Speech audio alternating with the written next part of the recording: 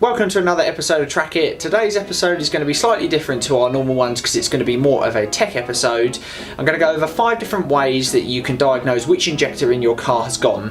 For those of you that follow us on Instagram, you might remember that I've had an issue with the injectors on this car since January, which is a couple of months ago now, and I've got a track day on Saturday and the problem has got much worse, so I do need to do something about it. You may be thinking, how has he got to the point where I know that it's an injector that's gone on the car? And really that's just down to my knowledge of how the Clio works. I've had a few over the years and I've had this issue before. I've got a flashing engine management light and 99% of the time that means that one of the injectors is going. But if you're working on a different car, this can manifest itself in lots of different ways. But generally, your car might sound like a lawnmower, or it might just sound a bit puffy out of the exhaust, or it might just be running rough. It may be down on power. It could be all of those different things. There are other things that could cause a misfire as well, though, so it's worth bearing those in mind when you're doing these checks. Look at things like HT leads, coil packs, other sensors, lambda sensor, that can make a car run really rough, spark plugs, and I'm obviously checking the injectors because I think that's what it is.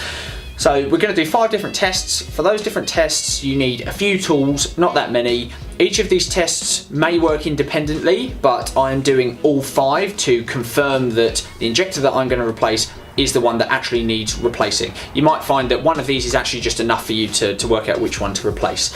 So for the tests that I'm going to do, I'm going to need a multimeter. Make sure the car hasn't run when you're doing these tests because the multimeter resistance on the injector is measured when it is cold. And when I say cold, I mean stone cold. This car hasn't run for over 24 hours now. It's also very cold outside. You also need a spark plug socket, that's to take the spark plugs out, and some diagnostic equipment as well. This is diagnostics specifically for a Renault. You don't necessarily need that. You can have a generic code reader, look up the P0 code, and that will probably give you all you need. So without further ado, let's jump into the engine bay and start taking this car apart and work out which injector needs replacing. At all is my advice.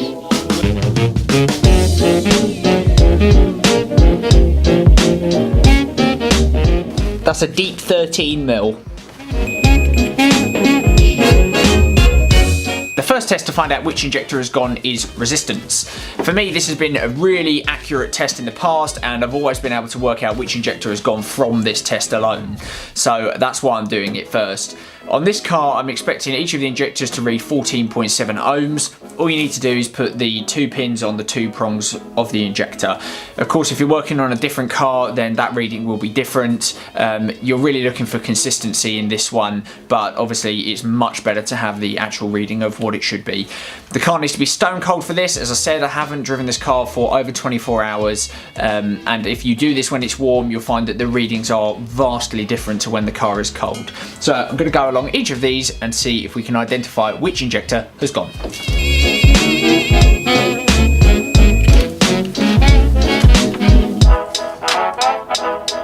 Please don't talk about me when I'm gone. Oh honey, though our friendship ceases from now on. Please don't talk about me when I'm gone. Oh honey, though our friendship ceases from now on.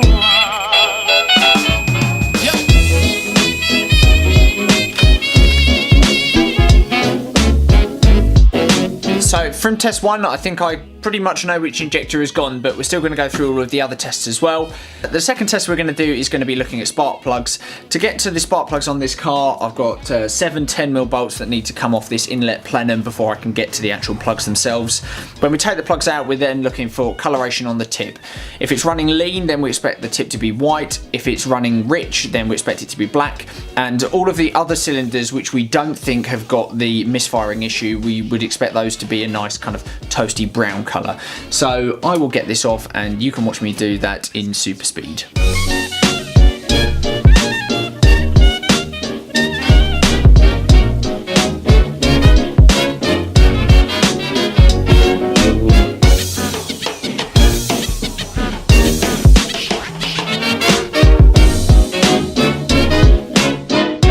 spark plugs out of the car, hopefully you can see that cylinder 3 is particularly sooty. If you look at the other 3 cylinders though, they are definitely not a good example of what you would expect to see in a normally and perfectly running engine. I would say these are too lean. They are definitely a good example of what you would see if the injector was making it run too lean. Cylinder 3 though, that confirms exactly what we saw with the resistance test as well. So we'll still do the other tests, but I'm definitely leaning towards changing the injector on cylinder 3 at the moment. The next test that we're going to do is going to be plugging the computer into the diagnostics to see if we've actually got a fault code on cylinder 3.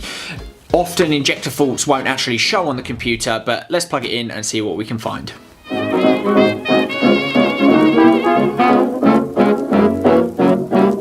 Typically there is no fault code for cylinder 3 on the car. I was kind of not expecting there to be one, but this is just proof that there isn't one. There is actually one for destructive misfire on cylinder 1.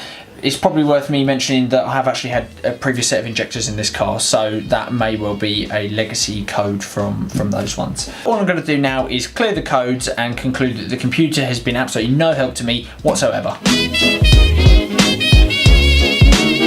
For the fourth test, I've got a piece of cardboard and I've taken the injector rail off the car. It's just 2 10mm bolts on this one, and then it just pulls out. Sometimes it can be a bit tough if the injectors have been in the plenum for a long time, so just be careful. Obviously you don't want to snap one or break the injector rail. So all I'm going to do is just put this piece of cardboard under the injectors. To do this test, you need to unplug the coil pack to make sure that there's no spark going into the engine. Also, it's worth noting I still haven't turned the car on, so the car is still completely cold. I'm going to put the cardboard in a way so that it minimises the spray that it gets anywhere else. Of course, doing something like this is a bit of a fire risk, so I'm just going to turn it on for a couple of seconds and just look at the spray pattern to see if we can see that huge amount more fuel that appears to be going in on cylinder 3. I've also had a bit of an epiphany while I've been making this video, and I was looking at the lean plugs and thinking why they would be so lean when I haven't seen the issue before. Now, it obviously makes sense that the fuel takes the path of least resistance, and this is exactly how hydraulics works and exactly how you expect electrics to work as well. So I'm assuming that where the injector 3 is letting a huge amount more fuel through, that actually it is making the other cylinders go a little bit lean. So hopefully, and I'll check this once I have repaired the injector, that once I've changed the injector and that is working correctly, then the others will actually richen up a little bit. Go on then. Oh! Oh! Car's in gear.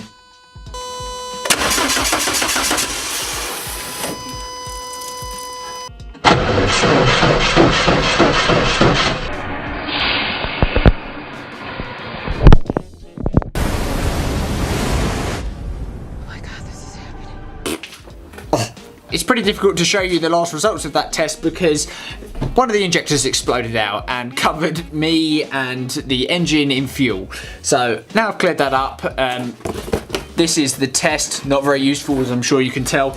I have got another video of this that I've done previously, so hopefully that captured it a little bit better, and maybe you'll be able to see something on the slow-mo. I certainly couldn't see anything to me that immediately indicated injector 3 had gone, but there might be something in the footage, who knows.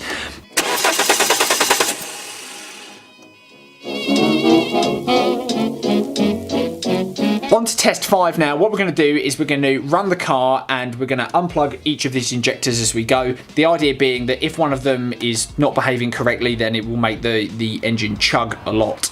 Now, because this injector appears to be putting in more fuel, I'm not necessarily expecting this test to work. This would, however, work if the injector was putting in less fuel, and then when you unplug it, you actually won't notice much different in the engine tone.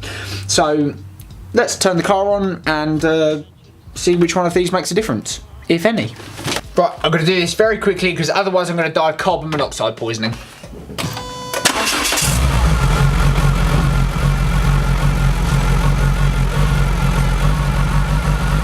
Injector 1.